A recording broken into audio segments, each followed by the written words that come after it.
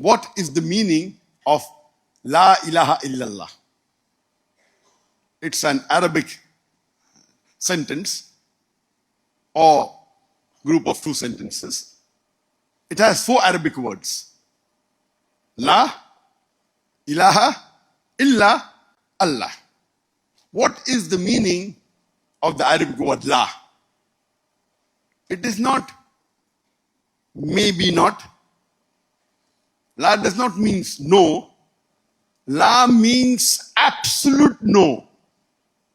It's not 50% no or 70% no or 90% or 90% or 99%. It is 100% absolute no. La ilaha. Ilaha means something or object that deserves worship, that deserves obedience, that which we seek protection from, that which we love, we hope, we fear.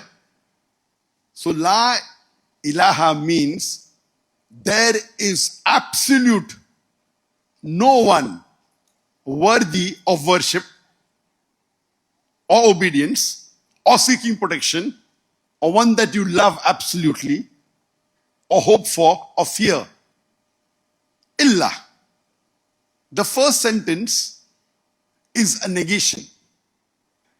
La ilaha, there is absolutely 100% no one worthy of worship or obedience or seeking for protection or who you absolutely love or hope for or fear.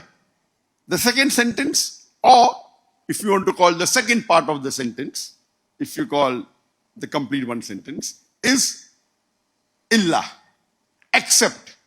This is an affirmation. The first is negation and the second is affirmation. Illa, but except Allah. Allah is the one true Almighty Allah subhanahu wa ta'ala.